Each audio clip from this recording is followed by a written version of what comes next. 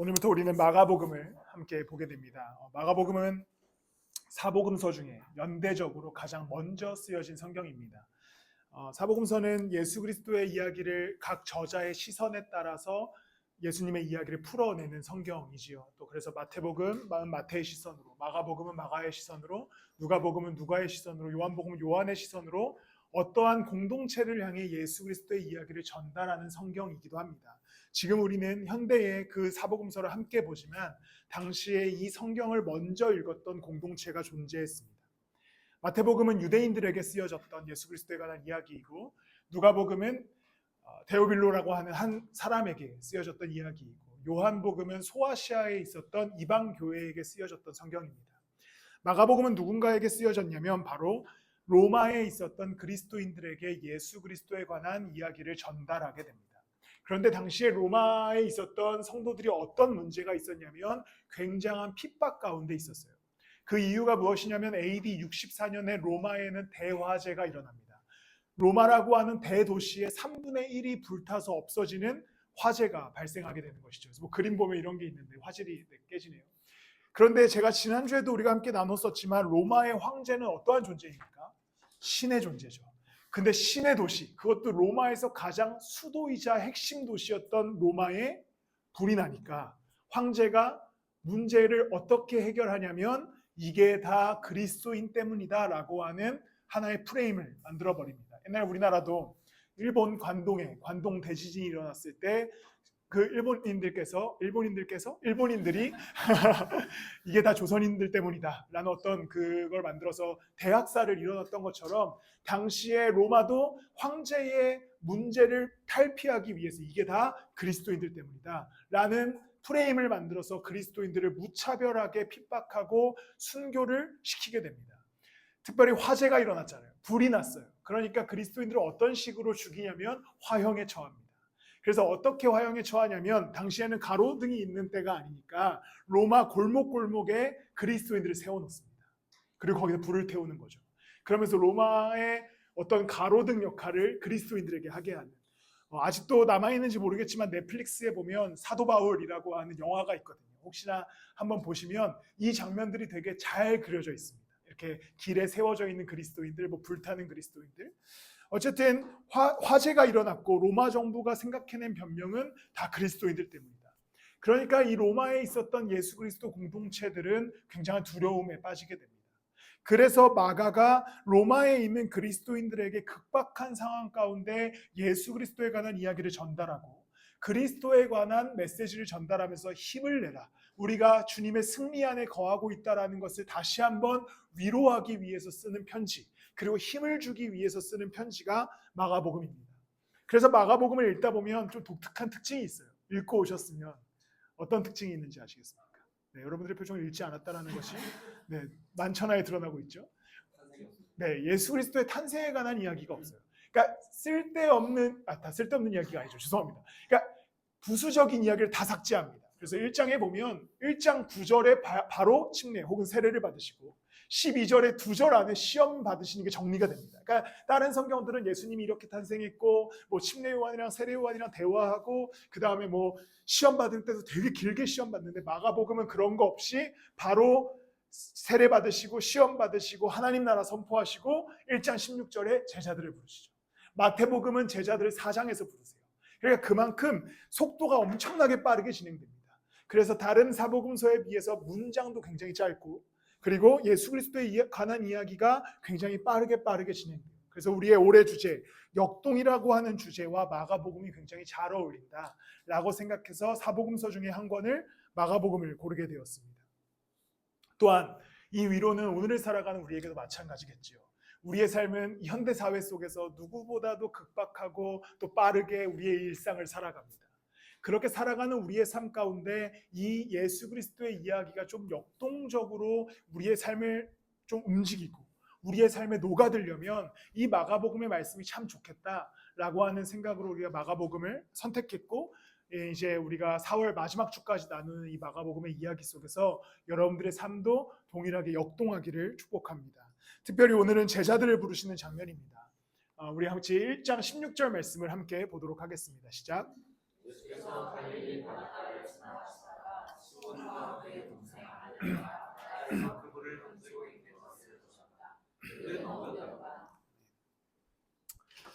찬양 인도자가 필요하지 않겠습니까? 오늘 목 상태를 보니까.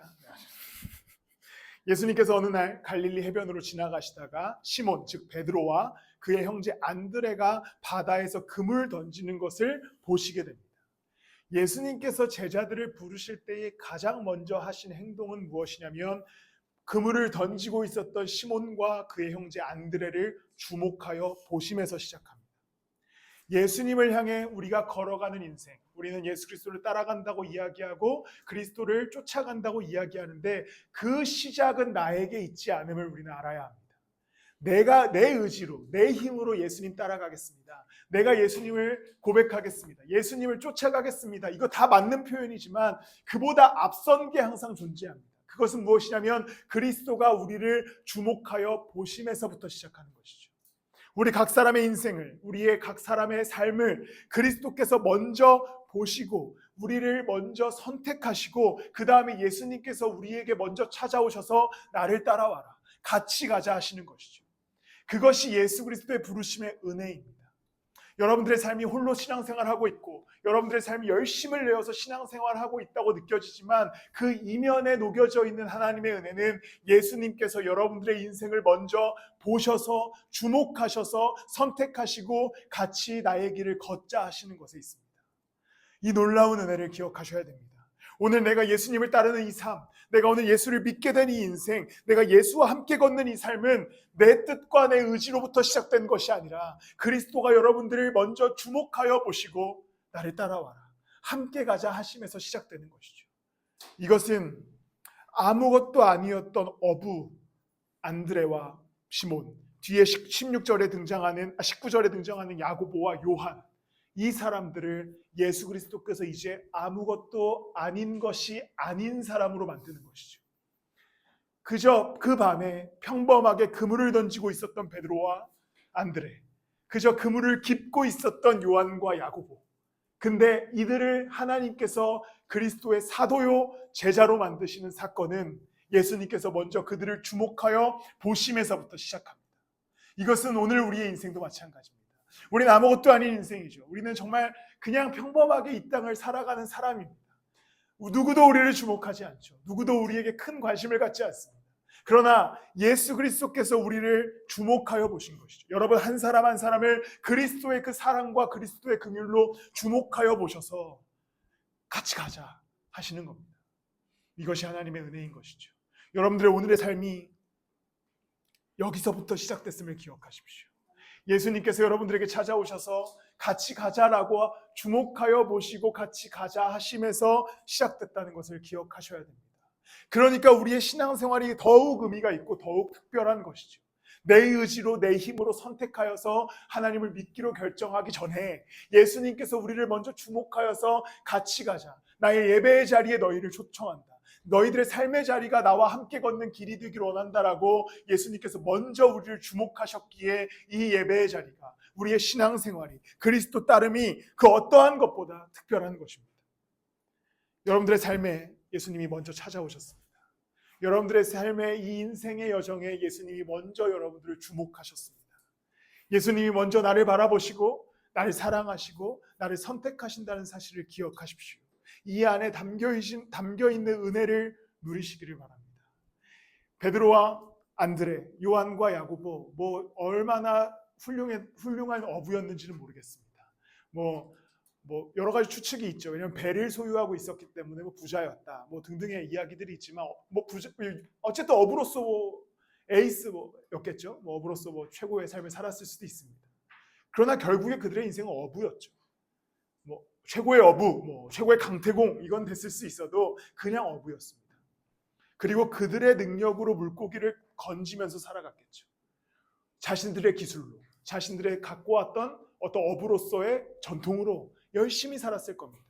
그런데 이들을 예수 그리스도께서 부르시니 그들이 누구의 이제 능력으로 하나님의 일을 감당하게 됩니까? 성령의 능력으로, 하나님의 능력으로, 그리스도의 능력으로 그들은 이제 사람을 낚는 어부가 되게 됩니다. 그들이 살아가는 그들의 삶의 배경이 바뀝니다. 그들이 살아가는 그들의 삶의 근원이 바뀝니다. 그냥 자신들의 기술로 어부일을 하고 먹고 살았다면 이제 예수 그리스도의 능력으로 그리스도를 따라가는 인생으로 바뀐 것이죠. 우리를 주목하여 보신 예수 그리스도를 우리가 따라가기 시작할 때에 우리도 이제 내 능력으로 살아가는 인생이 아니라 그 나를 부르신 그리스도의 능력으로 살아가는 인생이 됩니다. 여러분들의 삶의 모든 현장은 이제 여러분들의 힘으로 살아가는 것이 아니라 여러분을 부르신 예수 그리스도의 능력으로 살아간다는 사실을 기억하십시오. 거기에서부터 우리의 능력이 시작됩니다. 거기서부터 우리에게 참 소망이 시작됩니다. 한 주간의 삶, 또 이제 새롭게 3월달을 살아가시면서 그리스도의 능력으로, 또한 당연히 살아있는 하나님의 말씀의 능력으로, 또 우리의 기도를 들으시는 성령의 기도의 능력으로 살아가시는 여러분들이 되시길 축복합니다. 이제 예수님은 제자들을 만나셔서 이렇게 말씀합니다. 우리 17절 말씀을 함께 읽도록 하겠습니다. 시작. 예수께서 우리에게 말씀하시다. 나를 따라오라. 내가 너희를 사람을 낳는 어부가 되게 하리라. 먼저 제자들을 보셨습니다. 주목하여 보시고 부르시죠. 그리고서 예수님께서 제안합니다. 야, 사람 낚으러 가자. 뭐 사실 한국에서는 이게 굉장히 약간 나쁜 표현이죠. 약간 사기치러 가자 뭐 이런 것처럼 보이지만 이때 당시에 이들이 물고기를 낚고 있었는데 갑자기 예수님께서 제안하시는 것은 야, 우리 이제 사람 낚으러 가자라고 얘기합니다. 원래 이 제자들의 목적과 방향성은 물고기를 낚는 데 있었습니다. 이들의 살림살이는, 이들의 생업은 물고기를 낚는 일이었어요. 그런데 예수님께서 이들 가운데 찾아오셔서 말씀하시기를 사람 낚으러 가자. 이제 이들의 생업은 물고기를 낚는 일이었으나 그리스도와 함께 사람을 낚는 일로 전환됩니다. 여기서 담겨져 있는 의미는 하나님 나라의 새로운 가치관에 그리스도 이 제자들을 참여시키는 것이죠. 우리를 보시고 예수 그리스도께서 우리 각 사람의 삶을 주목하여 보시고 함께 가자 하실 때 우리는 여전히 우리의 생업에, 우리의 일에, 우리의 삶에 머무르고 있는 사람이지만 그리스도께서 우리 가운데도 동일하게 찾아오셔서 너희는 나의 자녀야, 너희는 나와 함께 걸을 수 있어라고 이야기하실 때에는 이제 새로운 가치관을 제시하는 겁니다. 이 하나님 나라의 일에, 이 그리스도의 일에 우리도 참여하게 된 것이죠. 원래 이 제자들은 그냥 물고기밖에 낚을 수 없는 자들이었습니다. 그들의 가치는 그냥 물고기 낚는 게 끝이었어요. 그러나 이제 이들에게 더 놀라운 가치가 주어지는데 하나님 나라의 일에 참여하자라는 것이죠. 이것은 오늘 살아가는 우리에게도 마찬가지입니다. 우리는 그냥 평범한 일상을 살아가고 우리는 우리의 살림살이를 챙기면서 살아가지만 우리의 삶 가운데 예수 그리스도께서 찾아오셔서 같이 가자, 나랑 가자 하실 때에는 더 놀랍고 더 신비롭고 더 위대한 하나님 나라의 일에 참여하자고 하시는 명령입니다. 우리에게는 이제 이 세상 일과 세상의 살림살이에 가치관을 꽂혀서 살아갈 수 없는 더 놀랍고 위대한 하나님 나라의 가치를 우리에게 허락하여 주신 것이죠. 여러분, 언제까지 우리는 우리의 인생과 생업의 영역에 머무를 수 없습니다. 이제 하나님 나라의 일, 그분의 가치에 우리의 삶을 좀 들여봐야 되지 않겠습니까? 예수님께서 제자들에게 야, 같이 가자 하실 때, 사람 낚으러 가자 하실 때 물고기 낚는 것과는 비교할 수 없는, 어부의 일과는 절대 비교가 불가한 더 놀랍고 위대한 일, 하나님 나라의 일에 함께 참여하자라고 하는 명령이 주어진 것이죠. 이것은 오늘 우리에게도 마찬가지입니다. 우린 여전히 우리의 삶을 살아가겠지만 그리스도께서 우리 가운데 찾아오셔서 같이 가자, 내 일을 좀 하여라, 예수를 따라가라 하실 때에는 이제 더 놀랍고 신비로운 가치, 하나님 나라의 일에 우리도 참여하자라고 명령하시는 것을 기억하십시오. 빌립보서 3장 13절과 14절 말씀을 우리 함께 읽도록 하겠습니다. 함께 읽겠습니다. 시작.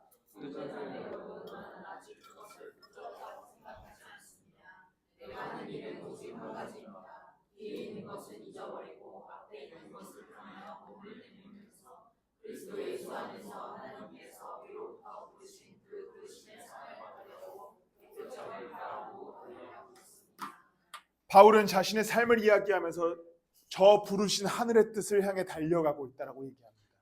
바울에게 주어진 그 하늘나라의 면류관을 향해 달려가고 있다고 이야기하죠.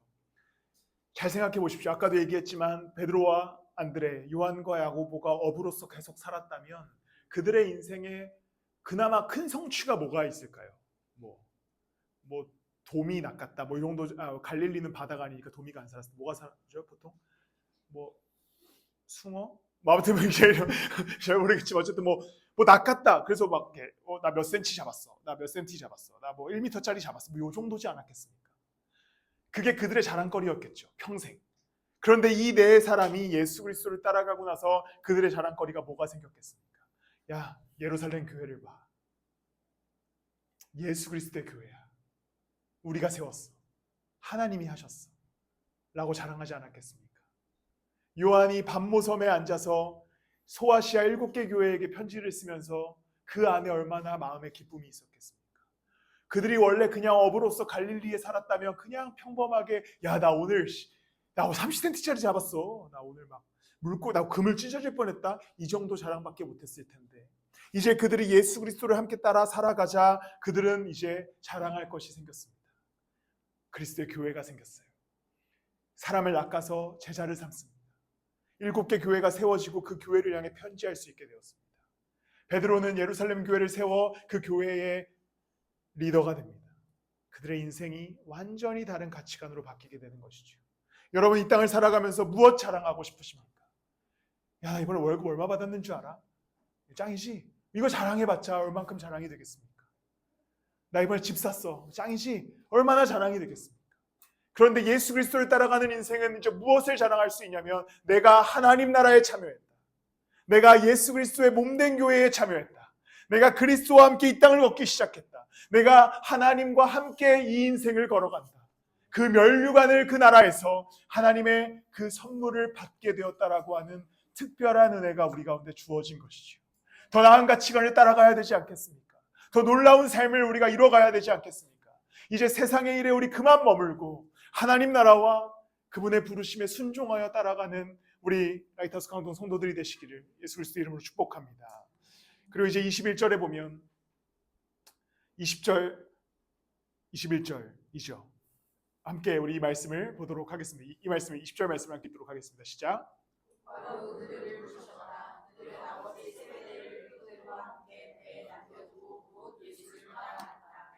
먼저는 우리를 보고 부르신 예수 그리스도의 주목하심과 부르심이 있었고 제자들의 가치가 변하는 일이 있었습니다. 그런데 이 일에는 당연히 꼭 필요한 것이 한 가지 있습니다. 바로 포기하고 따르는 것이죠. 보면 아마도 요한과 야고보도 꽤나 넉넉하지 않았을까 싶습니다. 왜냐하면 본인 배도 있었고 일꾼도 있었기 때문이죠. 예수님께서 보자마자 가자, 사람 낚으러 가자 하실 때 이 제자들은 주저하지 않고 배와 심지어 아버지와 그리고 일꾼들도 모든 생업을 팽개치고 그리스도와 함께 걸어갑니다. 희생이죠. 순종입니다.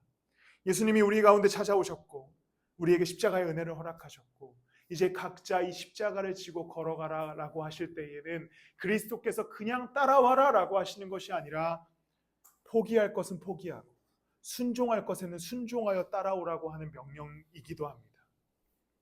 여러분 우리가 그리스도를 따라 살아갈 때 우리를 방해하는 것들이 있다면 우리를 그리스도 따름에 온전하지 못하게 하는 것들이 있다면 우리는 그것을 버리고 따를 수 있어야 합니다. 예를 들어서 그것이 우리의 삶의 태도일 수도 있어요. 그리스도를 따르지 못하게 하는 게으름과 나태함 이것이 우리를 가로막는 버려야 할 것들도 일 수도 있습니다. 또한 내 삶을 그리스도보다 더 낮게 여기는 더 좋게 여기는 가치관들이 있다면 우리는 그 가치관들을 포기할 수 있어야 됩니다. 이런 추상적인 것을 넘어 실질적으로 나로 하여금 예수 그리스도를 따르지 못하게 하는 그 무엇이 있더라도 우리는 그것을 버리고 순종할 수 있어야 되는 것이죠. 절대 배 위에 있었던 제자들은 배 위에 머물렀다면 그리스도의 교회에 머물지 못했습니다. 배 위에서 여전히 그물을 붙잡고 예수님 따라가겠습니다라고 했다면 그들은 그냥 배 위에서 물고기 낚는 사람이었던 것이죠. 배를 떠나 그물을 버리고 예수를 쫓아야만 거기에서 진짜 그리스도의 일이 시작되는 겁니다. 배 위에 머문다고 해서 문제가 해결되지 않습니다. 문제가 다 해결되면 배를 떠나겠습니다라는 고백은 소용이 없어요. 예수님께서 기적을 베푸시면 그때부터 내가 그물을 버리고 예수님 따라가겠습니다. 이거 아무짝에 쓸모가 없어요. 예수님께서는 우리 가운데 지금 당장 버리고 따라와 라고 하시는 것이죠. 여러분 한번 포기해 보십시오. 여러분들의 나태함과 여러분들의 게으름을 포기해 보십시오. 여러분들의 시간을 좀 포기해 보십시오. 그리고 순종하여 하나님 말씀과 기도의 자리에 나아가 보십시오. 거기에 놀라운 은혜가 있지 않겠습니까? 하나님, 내가 이 문제가 다 해결되면, 내가 일단 지금 여기 아버지 문제도 해결하고 일꾼들 봉급 문제도 해결하고 지금 낚은 물고기들도 좀 다 팔고 그 다음에 따르겠습니다 라고 한다면 그것은 제대로 된 순종이 아니었습니다. 그런데 우리도 똑같이 얘기하죠. 하나님, 내가 지금 이때 이 문제들도 해결하고 이 일들은 좀 내가 나중에 좀 더 나아지고 좀 좋은 일이 생기면 예수님 앞에 나아가겠습니다. 말씀 읽겠습니다. 예배하겠습니다. 그런 약속은 못하는 사람이 어디 있어요? 다 할 수 있어요. 누구나 할 수 있습니다. 그런데 바로 버리고 따라가는 자들에게 제자됨의 축복이 있었잖아요. 그냥 즉각적으로 순종했던, 우리 예전에 작년에 나눴지만 마태를 기억해 보십시오. 마태도 예수님이 야 그거 버리고 따라와, 바로 그 자리에서 일어나서 따라가니까 마태가 그리스도의 제자가 되지 않습니까? 즉각적인 순종, 바로 버림, 그것이 그리스도인들에게 꼭 필요한 태도인 것이죠. 한 주간을 살아가면서 여러분, 이번 주 내내 여러분들 예수 그리스도께서 나랑 같이 걷자 하실 때 즉각적으로 순종하십시오. 예배하자, 기도해라, 내 말 좀 들어라 하실 때에 들어야 되지 않겠습니까? 여러분, 로마의 교인들은 당장이라도 화형의 위협에 있었습니다. 그런데 그들이 무엇을 받아들입니까? 마가의 편지를 받아들죠. 여러분들 이거 읽는다고 누가 화형에 처합니까? 여러분 기도한다고 누가 다니엘처럼 사자굴에 넣기라도 합니까?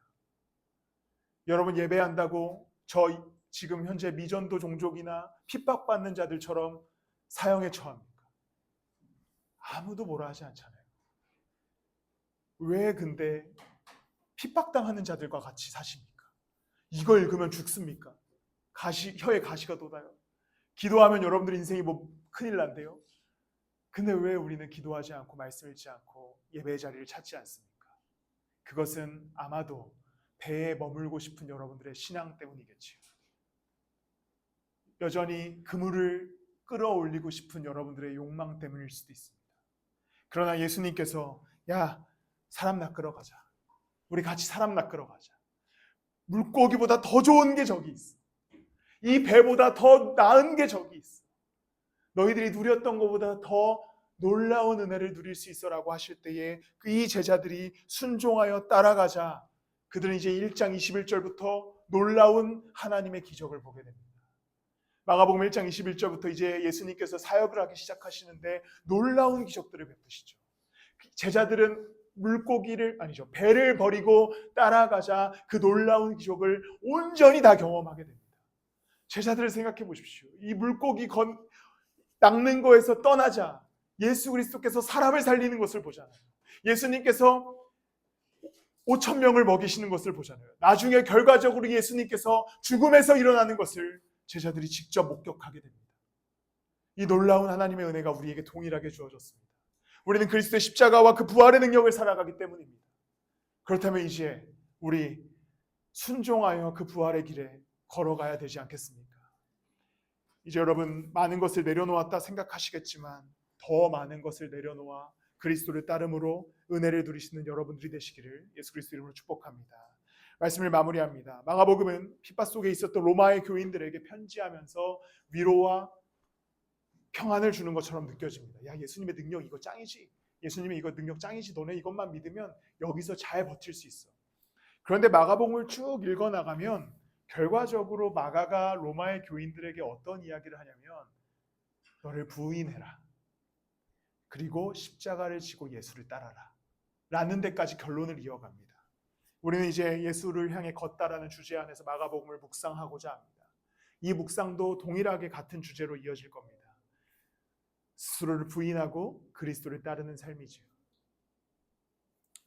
마가복음을 좀 아직 1장이잖아요. 근데 바로 다음 주부터 4장이거든요. 그러니까 이제 지난주부터 읽었으면 여러분들이 좀 그래도 읽을 게 좀 줄었을 텐데. 근데 뭐 4장 읽는 거 여러분 뭐 할 수 있잖아요. 4장까지 읽으면서 마가복음을 우리가 함께 읽으면서 고통 속에서 핍박 속에서 그리스도를 쫓았던 그리스도인이 되어서 예수를 향해 십자가를 지고 걸어가는 삶을 다시 한번 묵상하고 깨닫고 또 순종하여 예수님의 십자가를 따라가는 여러분들이 되시기를 예수 그리스도 이름으로 축복합니다.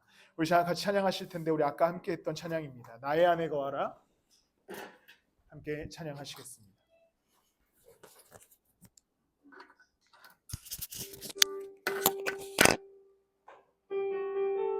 여러분들을 부르신 하나님을 묵상하며 찬양하도록 하겠습니다.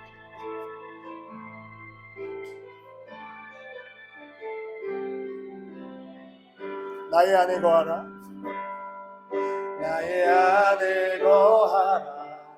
나는 내 하나님 모든 환난 가운데